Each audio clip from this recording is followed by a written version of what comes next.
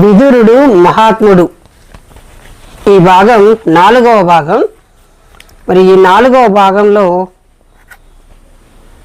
మనిషి ఎలా ఉండాలి, ఎలా ఉండకూడదు, ఎలా ప్రవర్తించితే రైటు, ఎలా ప్రవర్తించితే రాంగ్ అనే విషయాల గురించి విదురుడు ధృతరాష్ట్రునితో చెబుతూ ఉన్నాడు. అంటే ధృతరాష్ట్రునితో చెప్పినప్పటికీ కూడా విదురుడు మనకే చెబుతున్నాడు అనుకొని వింటే చాలా బాగుంటుంది. ఎక్కడా కూడా స్కిప్ చేయకుండా పూర్తిగా వినగలరని నా మనవి. ధర్మం యొక్క వ్యవహారిక రూపం ఒకే రకంగా ఉండదు. అది భిన్న వ్యక్తులకు భిన్న సమయాల్లో, భిన్న దేశాల్లో, భిన్న పద్ధతుల్లో ఉంటుంది. దాని లక్ష్యం మానవుడు ఉన్న స్థితి నుండి ముందుకు సాగే ఉన్నతిని సాధిస్తూ తన లక్ష్యాన్ని అనగా ధర్మం యొక్క మౌలిక స్వరూపాన్ని చేరడమే. ఒకే వ్యక్తితో భిన్న సమయాల్లో విభిన్న పద్ధతుల్లో వ్యవహరించాల్సి ఉంటుంది. వాటన్నింటిలో ధర్మాన్ని రక్షించడం, ధర్మయుక్తంగా ఉండటం చాలా కష్టం. సామాన్య జనులకైతే ఆ వ్యవహారాల్లో ఏ విధంగా ధర్మం ఉంటుందో అర్థమే కాదు. వారు తెలుసుకోలేరు. కాబట్టి ధర్మం యొక్క అసలు స్వరూపాన్ని వాస్తవంగా ధర్మమే గ్రహిస్తుంది. మరి అలాంటప్పుడు ఆ ధర్మమే విదురుని రూపంలో అవతరించినప్పుడు ఆయన ద్వారా అన్ని విధాలైన ధర్మ రహస్యాలు వెల్లడించాల్సిందే. అదే జరిగింది. విదుర నీతి అందరికీ తెలిసిందే కదా. పాండవులు 12 సంవత్సరాల వనవాసం, 1 సంవత్సరం అజ్ఞాతవాసం పరిసమాప్తమయ్యింది. వారు విరాట నగరంలో పాండవులుగా వెల్లడయ్యారు. ఇరు పక్షాలలో యుద్ధానికి భీషణమైన ఏర్పాట్లు జరగసాగాయి. ధృతరాష్ట్రుడు సంజయుణ్ణి యుధిష్ఠిరుని వద్దకు యుద్ధం చేయడం అధర్మమని, వారు ఏదో విధముగా యుద్ధాన్ని మానుకోవాలని తెలియజేయడానికి పంపాడు. ఆ రోజున సంజయుడు యుధిష్ఠిరుని వద్ద నుండి ధృతరాష్ట్రుని వద్దకు వచ్చి యుధిష్ఠిరుని నిర్దోషిగా పేర్కొంటూ ఇప్పుడు యుద్ధం వినా ఏదీ ఉండదని తెలిపాడు. వారికి కొంతైనా ఇవ్వని పక్షంలో వారికి యుద్ధం తప్ప గత్యంతరం లేదని, ఇందులో వారి దోషం ఏమీ లేదని చెప్పాడు. ఇంకా వారు మీతో పాటు అందరికీ అందించిన సందేశాన్ని రేపు సభాముఖంగా వినిపిస్తాను. ఎందుకంటే నేడు నేను బాగా అలసిపోయి ఉన్నాను అని వివరించి ధృతరాష్ట్రుని అనుమతి తీసుకొని సంజయుడు అక్కడి నుండి నిష్క్రమించాడు. సంజయుడు నిష్క్రమించగానే ధృతరాష్ట్రుడు మిక్కిలి చింతాగ్రస్తుడయ్యాడు. అంటే సంజయుడు అక్కడి నుంచి వెళ్ళిపోగానే ధృతరాష్ట్రుడు చాలా బాధపడ్డాడట. ఆయన ద్వారపాలకుణ్ణి పంపి విదురుణ్ణి పిలిపించాడు. విదురుడు వెంటనే ధృతరాష్ట్ర సన్నిధికి విచ్చేశాడు. ఆయన మిక్కిలి నమ్రతతో, మహారాజా, నేను మీకు ఏ సేవను అందించగలవాడను, నాకు తగిన సేవను ఆజ్ఞాపించండి అని పలికాడు. ధృతరాష్ట్రుడు, విదురా, ఇప్పుడే సంజయుడు కొద్దిగా విషయాలను వివరించి ఇంటికి వెళ్ళాడు. రేపు ఉదయం సభలో యుధిష్ఠిర సందేశాన్ని వినిపిస్తాడు. యుధిష్ఠిరుడు ఏ సందేశాన్ని పంపాడో నాకిప్పుడు అర్థం కావడం లేదు. ఆ చింతలోనే నాకు నిద్ర కూడా పట్టడం లేదు. నా శరీరం అంతా అట్టుడికిపోతోంది. ధర్మాలను నీలా ఎరిగిన ప్రవీణుడెవరూ లేరు. నీవు నాకు శుభం కలిగే విషయాలను చెప్పు. నా ఇంద్రియాలు వికలమవుతున్నాయి. నన్ను చింత పీడిస్తుంది. నా చిత్తం ప్రశాంతతను పొందే ఉపాయం ఏదైనా చెప్పు అని కోరాడు. నాకు నిద్ర రావట్లేదు, నాకు నిద్ర రావాలంటే ఏదైనా మంచి వాక్యాలు చెప్పు అని చెప్పి ధృతరాష్ట్రుడు విదురుణ్ణి కోరాడనమాట. అప్పుడు విదురుడు చెప్తున్నాడు. విదురుడు, మహారాజా, సామాన్య మానవులకు నిద్ర రాకపోవడానికి అనేక కారణాలు ఉన్నాయి. బలవంతుడైన వాడు దండెత్తే ప్రమాదం ఉన్నప్పటికీ, సర్వస్వం హరింపబడ్డవాడికి, కామి అయిన వాడికి, చోరుడైన వాడికి నిద్ర పట్టదు. ఇతరుల సంపదను కాజేయాలనుకునే వాడికి కూడా నిద్ర పట్టదు. వీటిలో ఏ దోషము మిమ్మల్ని ఆవరించలేదు కదా. మహారాజా, పై దోషాలేమీ మీలో లేనప్పుడు మీరు సుఖంగా నిద్రపోగలుగుతారు అని పలికాడు. ధృతరాష్ట్రుడు, విదురా, నీవు విద్వాంసుడివి, బుద్ధిశాలివి, సన్మానయోగ్యుడివి, శ్రేయోదాయకమైన నీ వచనాలను నేను వినాలనుకుంటున్నాను. నీవు నాకు నీతి బోధక విషయాలు వినిపించు అని అడిగాడు. విదురుడిలా చెప్పసాగాడు. మహారాజా, తమరు నీతి విరుద్ధమైన ఆచరణ గావించారు. యధిష్ఠరుడు సర్వదా రాజ్యాధికారానికి యోగ్యుడు. మీరు వారిని వెడలగొట్టారు. మీలో రాజు కావడానికి కావలసిన లక్షణాలు బొత్తిగా లేవు. అయినప్పటికీ మీరు రాజ్యాన్ని అధిష్ఠించి కూర్చున్నారు. మీరు రాజ్యాన్ని ఎలా పరిపాలించగలరు? దుర్యోధన, శకుని, కర్ణ, దుశ్శాసనులపై ఆధారపడి సాగించే పరిపాలనా విధానాన్ని ఎదుట పెట్టుకొని మీరు మేలు జరుగుతుందని ఎలా ఆశపడగలరు? మీలో కానీ దుర్యోధన దుశ్శాసనాదులలో కానీ బుద్ధిమంతులకు ఉండే లక్షణాలు ఏవీ లేవు. ఆత్మజ్ఞాని అయిన వాడు తన శక్తానుసారం కార్యాన్ని నిర్వర్తించేవాడు. విషయములందు విరక్తుడైన వాడు, సహనశీలి అయిన వాడు, శ్రద్ధగా ధర్మానుష్ఠానం గావించేవాడు, సర్వదా లోకోపకారైన విధులు నిర్వర్తించేవాడు, లోక విరుద్ధమైన పనులు ఎన్నడూ ఆచరించనివాడు, భగవంతుని యందు పరలోకం మీద శ్రద్ధ గలవాడు, బుద్ధిమంతునిగా పేర్కొనడానికి యోగ్యుడు. క్రోధం, హర్షం, అభిమానం, ఉద్దండత మొదలైన లక్షణాల ఆధీనంలోనికి రానివాడు, కార్యం ముగియటానికి ముందుగా అతని ఆలోచనలు ఇతరులెవరూ కనిపెట్టలేని కార్యదక్షత కలవాడు, ఘోరాతి ఘోరమైన విఘ్నాలు వచ్చి పడినా తన నిశ్చయాన్ని మార్చుకొననివాడు, వ్యవహారంలో సర్వదా ధర్మపాలన గావించేవాడు, అసంభవ విషయాలపై ఇష్టం చూపనివాడు, నష్టం కలిగినప్పుడు శోకించనివాడు, ఆపదలందు మోహితుడు కానివాడు, బుద్ధిమంతుడని పేర్కొనడానికి అర్హుడు. నిశ్చయ బుద్ధితోనే పరాక్రమాన్ని ప్రకటించేవాడు, తన సమయాన్ని అంటే కాలాన్ని వృధాగా గడపనివాడు, కటువచనాలు పలికిన హితేషుడై వాడిని ఆదరించేవాడు, సత్కారాలు లభించిన గర్వపడనివాడు, సంతోషంలో ఉప్పొంగిపోనివాడు, అవమానం కలిగిన దుఃఖితుడు కానివాడు, అందరి రహస్యాలు తెలిసినవాడు, బుద్ధిమంతుడని అనదగినవాడు,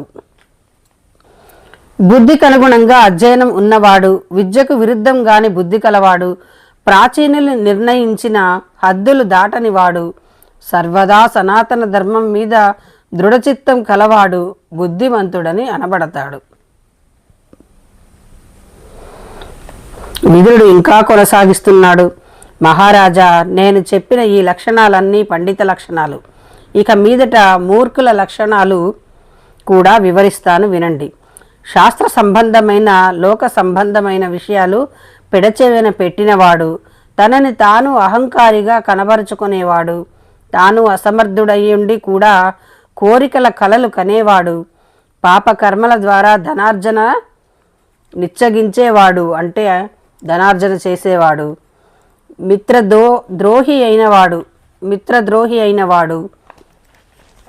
శత్రువులతో మైత్రి సంబంధాలు ఏర్పరచుకునేవాడు, తాను చేయాల్సిన కార్యకలాపాలన్నీ నౌకర్లు పరిచారికలతో చేయించేవాడు, కార్యాలలో తొందరపాటు కలవాడు, త్వరగా చేయాల్సిన పనుల్లో జాగు చేసేవాడు మూర్ఖుడనబడతాడు.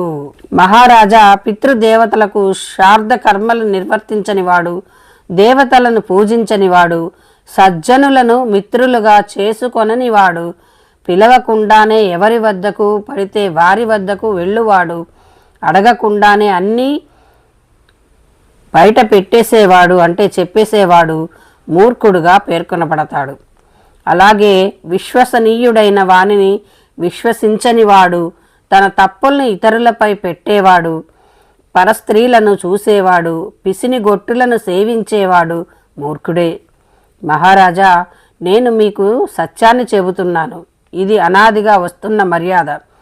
తాను సంపన్నుడై ఉండి కూడా ఇతరులకు పెట్టకుండా శ్రేష్టమైన పదార్థాలు ఆరగించేవాడు, విలువైన వస్త్రాలను ఇతరులకు ఇవ్వకుండా ధరించేవాడు నిష్ఠూరుడు, నీచుడు అనబడతాడు.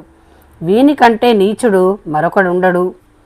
మీరు స్థిరబుద్ధితో కార్యాల రెండింటిని నిశ్చయించుకొని మిత్రులు, శత్రువులు, ఉదాసీనులు ఈ ముగ్గురిని సామధాన భేద బండోపాయాలు 4 ద్వారా వశం చేసుకోండి. పంచేంద్రియాల్ని జయించి సంధి, మాన, విగ్రహాదులను తెలుసుకొని వ్యభిచారం, జూదం, మద్యపానం, వేట, కటువచనం, దండనీతిలో కాఠిన్యం, అన్యాయంగా ధనార్జన అనే ఈ 7 విషయాలను పరిత్యజించండి. అలా ఉన్న పక్షంలో మీకు సుఖం తప్ప మరొకటి ఉండదు. విషం వల్ల, శస్త్రం వల్ల కేవలం ఒకడే సంహరింపబడతాడు. కానీ కువిచారం అంటే చెడు ఆలోచన వల్ల ఎక్కువ మంది నశిస్తారు. ఈ కార్యం గురించైనా ఒంటరిగా ఆలోచించరాదు, ఒంటరిగా దారిలో వెళ్ళరాదు. అందరూ నిద్రిస్తున్న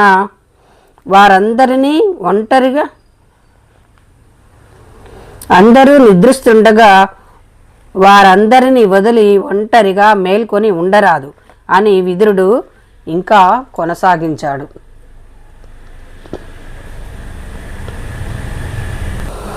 క్షమాగుణం అంటే ఓర్పు అన్నమాట. పరమశక్తి. క్షమ అసమర్థులకు ఒక గుణమే, సమర్థులైన వారికి అది అలంకారం.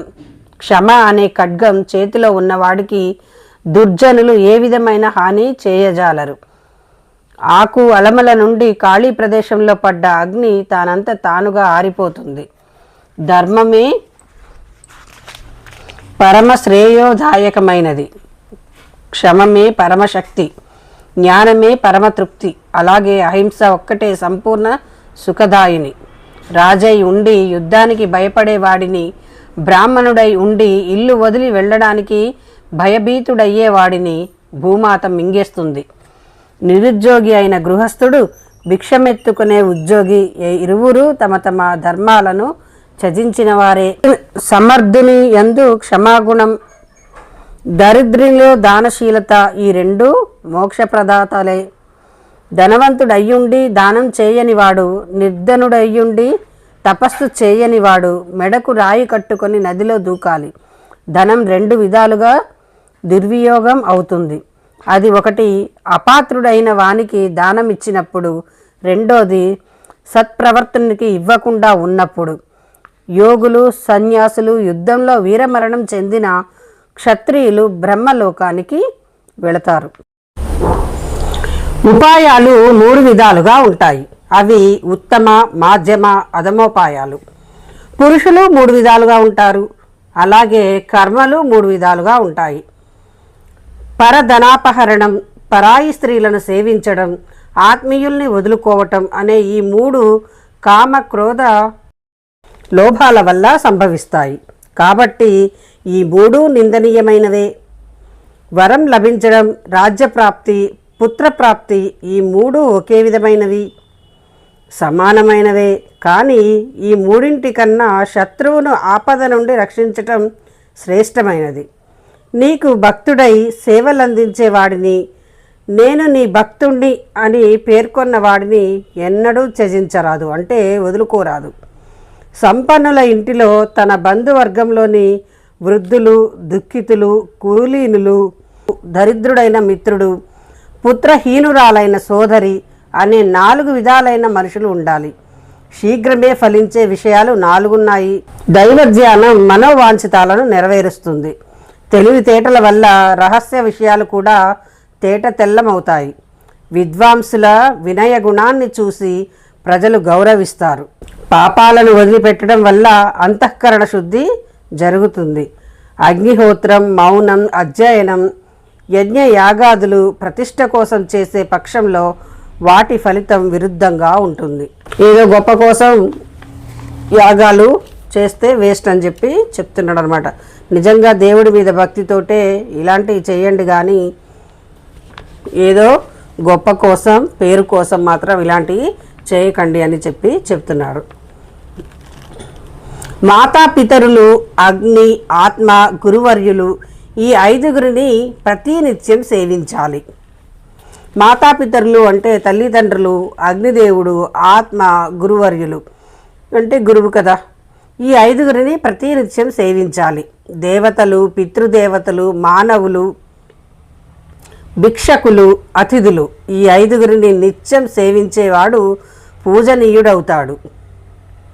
పితృదేవతలు అంటే ఇక్కడ చనిపోయిన వాళ్ళు అనమాట, మన తాత ముత్తాతలని అర్థం. నీవు ఎక్కడికి వెళ్ళినా 5 రకాలైన మనుషులు నీ వెంట వస్తారు. వారు మిత్రులు, శత్రువులు, మధ్యస్థులు, సేవకులు అంటే సేవింపబడేవాళ్ళు ప్లస్ సేవించేవాళ్ళు అంటే మనకు పనిచేసేవాళ్ళు, మనతో పని చేయించుకునేవాళ్ళు అని అర్థం. మానవులకు 5 ఇంద్రియాలు ఉన్నాయి. ఈ 5 ఇంద్రియాలలో ఏ ఒక్కదానిలోనైనా ఎలాంటి దోషమున్నా దాని ద్వారా జ్ఞానం నష్టపోతుంది. ఈ 5 ఇంద్రియాలు ఏంటో మనం ఇప్పుడు తెలుసుకుందాం. అతి నిద్ర, తొందరపాటు, భయం, క్రోధం, సోమరితనం, బద్ధకం. క్రోధం అంటే కోపం, అతి నిద్ర అంటే నిద్ర ఎక్కువ పోవడం, తొందరపాటు అంటే అవసరం లేకున్నా అవతల వాళ్ళు చెప్పేది వినకుండా గబగబా మన మనసులో ఉండేదో మనం చెప్పేయడం అనమాట, అది తొందరపాటుతనం. మరి భయం, అయిన దానికి కాని దానికి భయపడుతూ కూర్చోవటం. క్రోధం అంటే కోపం అంటే అయిన దానికి కాని దానికి ఎదుటి వాళ్ళ మీద ఊకే కోపాన్ని చూపించడం అనమాట. సోమరితనం అంటే బద్ధకం అనమాట, అంటే తర్వాత చేద్దాంలే అన్న భావం. పని చేయాలంటే తప్పించుకోవడం, చాతకాక కాదు, పని తప్పించుకోవడాన్ని సోమరితనం అంటారు. ఈ 6 షడ్దోషాలు వీటిని తక్షణం త్యజించాలి, అంటే వీటన్నిటిని వదిలేయాలట. తర్వాత ఇంకేమో చెప్తున్నారు. సత్యం, దానం, అప్రమత్తత, ప్రేమ, క్షమ, ధైర్యం, ఈ 6 షడ్గుణాలు వీటిని ఎప్పుడూ విడవరాదు. సత్యం అంటే నిజం చెప్పటం, దానం అంటే దానం చేయటం, అప్రమత్తత అంటే ఎప్పటికీ ఎలర్ట్గా ఉండటం, ప్రేమ, క్షమ అంటే అవతల వాళ్ళు సారీ చెప్పినప్పుడు మనం ఓకే చేయగలగడం, ధైర్యం అంటే తెలిసిందే.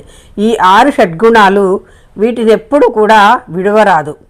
కామం, క్రోధం, శోకం, మోహం, మదం, అభిమానం, ఈ 6ంటిని వశపరుచుకున్న వాడే జితేంద్రియుడు.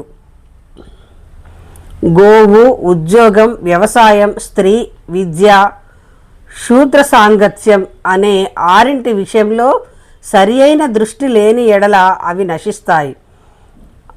అరోగత, రుణహీనత, స్వదేశీయ వాసం, సత్సంగం, అనుకూల జీవనం, అభయప్రదమైన ప్రదేశంలో నివసించడం, ఈ 6 విషయాలు లోకంలో సుఖప్రదమైనవిగా భావింపబడుతున్నాయి. ఇతరుల ఉన్నతిని చూసి సహించలేని వారు, ఇతరుల మీద బతికేవాళ్ళు, ఇతరులను అసహ్యించుకునేవాళ్ళు దుఃఖితులుగానే ఉంటారు. స్త్రీలోలత్వం, జూదం, వేట, మద్యపానం, కఠోర వాక్కు, భయంకర దండనం, కామం, ఈ 7 దోషాల్ని సర్వదా త్యజించాలి. కఠోర వాక్కు అంటే ఎదుటి వాళ్ళు బాధపడతారేమో అని ఆలోచించకుండా మాట జారటం అన్నమాట. బ్రాహ్మణ ద్వేషం, వారితో జగడం, వారి ధనాపహరణ అంటే వారి ఆస్తుల్ని దోచుకోవటం, గుంజుకోవటం లాంటి, వారిని చంపాలన్న కోరిక, బ్రాహ్మణ నింద, వారి ప్రశంసను స్వీకరించకపోవడం, వారిని విస్మరించటం, వారు అర్థించటానికి వచ్చినప్పుడు వారి యందు అవగుణాలను ఎన్నడం, ఈ 8 విషయాలు భావి నాశక సూచకాలు. మరి ఎప్పటికైనా బ్రాహ్మణుల మీద ద్వేషం పనికిరాదు, వారిని ఎప్పుడైనా కూడా మనం గౌరవించాలి అని చెప్తున్నారు. ఈ శరీరం ఒక ఇల్లు, దీనిలో 9 ద్వారాలు, 3 స్తంభాలు, 5 సాక్షులు ఉంటాయి. ఇందులో జీవుడు నివసిస్తాడు. వీటిని గ్రహించిన వాడే తత్వజ్ఞుడు. సురాపానం చేసేవాళ్ళు అంటే తాగేటోళ్ళు అన్నమాట, విషయ వ్యాఖ్యులు, ధాతు దోషాల వల్ల పిచ్చివారై జీవించేవారు, అలసిపోయినవారు, క్రోధంతో నిండినవారు, ఆకలి కొన్నవారు, ఓర్పు లేనివారు, లోభులు అంటే ఒకళ్ళకి పెట్టాలంటే ప్రాణం ధరించదు అన్నట్టు, వాళ్ళని లోభులు అంటారు. భీరువులు, కాముకులు మొదలైన వారికి ధర్మతత్వ జ్ఞానం ఉండదు. వీరితో ఎటువంటి సాంగత్యం పెట్టుకోకూడదు. ఆపదలందు వ్యధ చెందని వారికి, జాగ్రత్తతో కార్యసిద్ధికి ప్రయత్నించే వారికి, కష్టాలలో దుఃఖాన్ని సహించే వారికి శత్రువులు నశిస్తారు. తగిన పని లేకుండా విదేశీయానం చేయనివాడు, పాపాత్ములతో మిత్రత్వాన్ని నెరపనివాడు, దంభాచారం లేనివాడు, దొంగతనం చేయనివాడు, చాడీలు చెప్పనివాడు, మద్యపానం చేయనివాడు సర్వదా సుఖజీవనం గడుపుతాడు. సముజ్జీలతో వివాహం, వ్యవహారం, మైత్రి, సంభాషణం నిర్వర్తించుకునేవాడు, సజ్జనులను సదా ముందుంచుకునేవాడు నిత్యత్యుడు కానేరడు.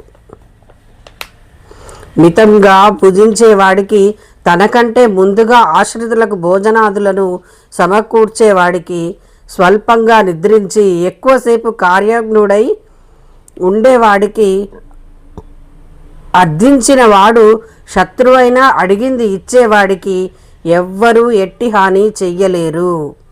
తాను చేసిన దుష్కర్మలు ఇతరులకు తెలియకపోయినా తనలో తాను లజ్జితుడయ్యేవాడి దుష్కర్మలు నశిస్తాయి, మనశ్శాంతి లభిస్తుంది. ఇంకా వాడు తేజోవంతుడు కూడా అవుతాడు.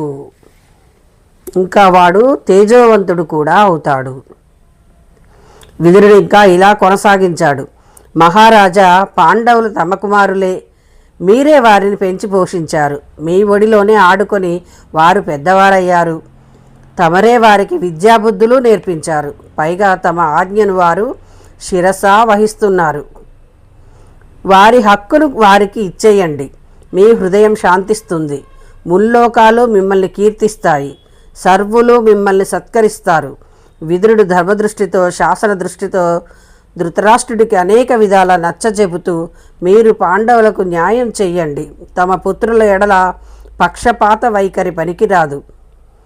నేను మీకు ప్రాచీన గాథను ఒకదాన్ని వినిపిస్తాను. దీని ద్వారా న్యాయం చేయడం వలన అన్ని విధాల మేలే జరుగుతున్నది మీరే గ్రహిస్తారు అన్నాడు. నేను మీకు ప్రాచీన గాథను ఒకదాన్ని వినిపిస్తాను. దీని ద్వారా న్యాయం చేయడం వలన అన్ని విధాల మేలే జరుగుతుందని మీరే గ్రహిస్తారు అన్నాడు. పూర్వకాలం కేశిని అనే పేరు గల ఒక కన్య ఉండేది. భక్తాగ్రేసరుడైన ప్రహ్లాదుని పుత్రుడి పేరు విరోచనుడు. అతడు కేశినిని వరించాడు, అంటే ప్రేమించాడు. నీలా నన్ను వరించు అని ఆమెను అడిగాడు. అందుకు ఆమె, విరోచన, భూసురులు శ్రేష్ఠులా లేక అసురులు శ్రేష్ఠులా అని ప్రశ్నించింది. అంటే బ్రాహ్మణులు బెటరా లేకపోతే భూసురులైన రాజులు బెటరా అని ఆమె ప్రశ్నించిందనమాట. అసురులే శ్రేష్ఠులని అతడు సమాధానం ఇచ్చాడు. రాజులే శ్రేష్టమని అతను సమాధానం ఇచ్చాడనమాట. కేశిని, రేపు ప్రాతకాలంలో సుధాన్వుడు వస్తాడు. రేపొద్దున సుధాన్వుడు వస్తాడు. అతన్ని చూశాక నిశ్చయించుకొని చెబుతాను అంది. మరుసటి రోజున సుధాన్వుడు వచ్చాడు. విరోచనుడు ఆసీనుడవ్వడానికి ఆసనాన్ని చూపించాడు. సుధాన్వుడు స్పర్శ మాత్రం చేసి ఊరుకున్నాడు. మాటల్లో వారిద్దరి మధ్య మళ్ళీ సురులు శ్రేష్ఠులా భూసురులు శ్రేష్ఠులా అన్న వివాదం తలెత్తింది. ప్రాణాలు పణంగా పెట్టుకున్నారు. విరోచనుని తండ్రి ప్రహ్లాదుణ్ణి న్యాయ నిర్ణేతగా నిర్ణయించుకున్నారు. విరోచనుని తండ్రైన ప్రహ్లాదుణ్ణి న్యాయ నిర్ణేతగా ఉంచుకున్నారనమాట. అతడు కొడుకు వైపు ఉంటాడా లేకపోతే సుధాన్వుడి వైపు ఉంటాడో మనం చూద్దాం. వారిద్దరూ ప్రహ్లాదుని వద్దకు వెళ్ళారు. అంతా వివరించాక ప్రహ్లాదుడు సుధాన్వుణ్ణి, అనుచిత న్యాయం చేసేవాడికి ఏ దండన లభిస్తుందో తెలుసా అని ప్రశ్నించాడు. అప్పుడు సుధాన్వుడు, సవతి పోరున్న స్త్రీ పొందే వేదన, జూదంలో పరాజితుడై కఠిన భార్యాభారంతో పీడితుడైనటువంటి వాడు పొందే వ్యధ, విడుదల కోసం విలవిలలాడే ఖైదీ పడే బాధ, గుమ్మంలో పడిగాపులు గాస్తూ ఆకలిగొన్న బిచ్చగాడు పొందే దుఃఖమే దొంగ సాక్ష్యం ఇచ్చేవాడికి, అన్యాయమైన తీర్పు ప్రకటించిన వాడికి లభిస్తుంది. అర్థమైందా ఫ్రెండ్స్? అనుచిత న్యాయం చేసేవాడికి ఏ దండన లభిస్తుందో తెలుసా అని ప్రశ్నించాడు. అప్పుడు సుధాన్వుడు, సవతి పోరున్న స్త్రీ పడే వేదన ఎంత ఉంటుందో అంత శిక్ష పడుతుందట. జూదంలో పరాజితుడై అంటే జూదంలో ఓడిపోయి కఠిన కార్యభారంతో పీడితుడైన వాడు పొందే వ్యధ. జూదంలో ఓడిపోయినందుకు అతనికి ఏదో ఒక పని చెప్తారు కదా, ఆ పని చేయలేని వాడు పడే బాధ, విడుదల కోసం విలవిలలాడే ఖైదీ పడే బాధ, గుమ్మంలో పడిగాపులు గాస్తూ ఆకలిగొన్న బిచ్చగాడు పొందే దుఃఖం, దొంగ సాక్ష్యం ఇచ్చేవాడికి అన్యాయమైన తీర్పు ప్రకటించిన వాడికి లభిస్తుంది. స్వార్థపూరితంగా అబద్ధాలు పలికేవాడు వాటంతట వాడు నరకానికే పోతాడు. పైపెచ్చు వాడి వంశీకులు కూడా నరకగాములవుతారు. అసత్యవాదులు సర్వనాశనమవుతారు అని బదులు పలికాడు. సుధాన్వుడు పలికిన శాస్త్ర సమ్మత వచనాలు విని ప్రహ్లాదుడు, విరోచన, సదాన్వుని తండ్రి అంగీర నాకంటే శ్రేష్ఠుడు, సదాన్వుని మాత నీ తల్లి కంటే శ్రేష్ఠురాలు, అలాగే సుధాన్వుడు నీకంటే శ్రేష్ఠుడు. ఈ వివాదంలో నువ్వు సుధాన్వుడితో ఓడిపోయావు. ఇప్పుడు నీ ప్రాణాలు సుధాన్వుడి చేతిలో ఉన్నాయి అన్నాడు. అంటే తన కొడుకైన విరోచనతో చెప్పాడు, నీ తల్లి కన్నా ఆయన తల్లి బెటర్, నీ తండ్రి కన్నా కూడా అతని తండ్రి బెటర్, అంతేకాదు నీకన్నా కూడా సుధాన్వుడే బెటర్, కాబట్టి సుధాన్వుడే నీలను చేసుకోవడం కరెక్ట్ అని చెప్పాడనమాట. ఆ తర్వాత చెప్పాడు, నువ్వు ఓడిపోయావు కాబట్టి నీ ప్రాణాలు అతని చేతిలో ఉన్నాయి అని చెప్పాడు.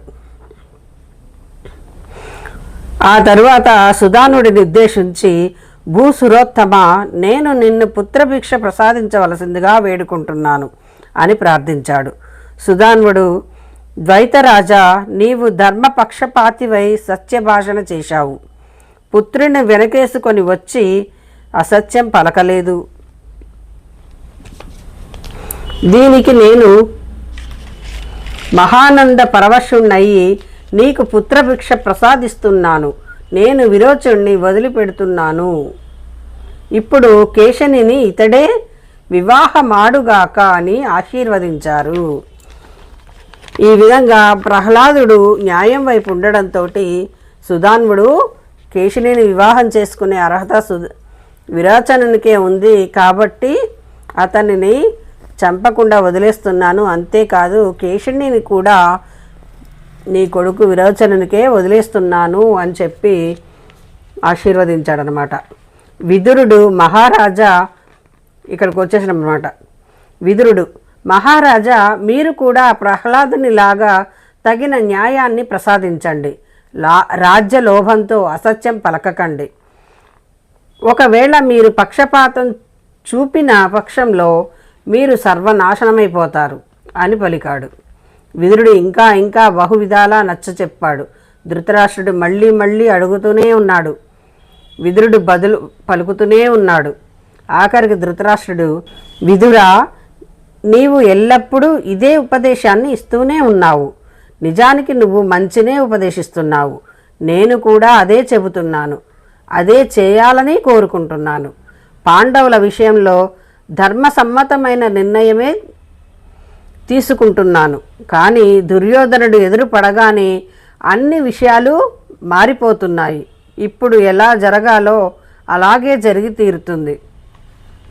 ప్రభుత్వం మీద నాకే ఆశ లేదు. ఇంకా ఉపదేశించాల్సిందేమైనా మిగిలి ఉంటే అది కూడా నాకు వినిపించు. నీ మాటలు చాలా విచిత్రం ఉంటాయి. వాటి వల్ల నాకు తృప్తి కలగడం లేదు అన్నాడు. విదురుడు, మహారాజా, దీని తరువాత బ్రహ్మ విద్యకు సంబంధించిన విషయం చెప్పాల్సి ఉంది. నేను శూద్ర యోనిలో జన్మించిన వాణ్ణి. ఈ కారణంగా ఈ విషయాలు నేను చెప్పకూడదు. సనత్సుజాత మహర్షి మాత్రమే ఆ సిద్ధాంతాలు చెప్పగలడు. కాబట్టి మీరు వారి ముఖత వినడమే మేలు అని పలికాడు. అయితే విదురుడు చెప్పాడనమాట, బ్రహ్మ విద్యకు సంబంధించిన విషయాలు మీకు చెప్పాలి, కానీ నేను ఒక శూద్ర స్త్రీకి జన్మించాను కాబట్టి నేను ఇవి చెప్పడానికి అర్హుణ్ణి కాదు. కాబట్టి సనత్సుజాత మహర్షి అనే మహర్షి ఉన్నాడు, ఆయన నోటి ద్వారా మీరు వినడమే కరెక్టు అని చెబుతున్నాడు విదురుడు. ధృతరాష్ట్రుడు, విదురా, ఈ శరీరం ఉండగా వారిని దర్శించే భాగ్యం నాకున్నదంటావా అని ప్రశ్నించాడు. విదురుడు ఒక్క క్షణం సనాసు జాతుణ్ణి ధ్యానించగానే ఆయన అక్కడ ప్రత్యక్షమయ్యాడు. విదురుడు ఆయనను ఉన్నతాసనం మీద కూర్చోబెట్టి యథావిధిగా పూజించి ఇలా అన్నాడు. మహర్షి, ధృతరాష్ట్రుని మనసులో ఉన్న శంకను తీర్చడానికి నాకు అధికారం లేదు. ఆయన సంపూర్ణ దుఃఖాల నుండి, సకల ద్వంద్వాల నుండి విముక్తిని పొందేలా ఆయనకు ఉపదేశం ఇవ్వండి. సనాత్సు జాతుడు విదురుని విన్నపాన్ని మన్నించి ధృతరాష్ట్రుడికి సంపూర్ణ బ్రహ్మజ్ఞానాన్ని ఉపదేశించి మృత్యు రహస్యాన్ని కూడా వివరించాడు. ఉద్యోగ పర్వంలో ఈ ఘట్టం అత్యంత మహాత్యపూర్ణమైనది. ఉద్యోగ పర్వంలో ఈ ఘట్టం అత్యంత మహత్యపూర్ణమైనది. ఆధ్యాత్మిక జిజ్ఞాసులకు దీని అధ్యయనం అత్యంత ఉపయోగకరం. మాట్లాడుతుండగానే రాత్రి గడిచిపోయింది. ఉదయాన్నే నిత్య కృత్యాలు ముగించుకొని, అంటే స్నానపానాదులు అన్నమాట, అందరూ సంజయుని ద్వారా యధిష్ఠిర సందేశాన్ని వినడానికి సభలో ప్రవేశించారు. ఇంతటితో ఈరోజు 4వ భాగం సమాప్తం. మరొక భాగంలో మళ్ళీ కలుద్దాం. Please like, share and subscribe. Thank you for watching.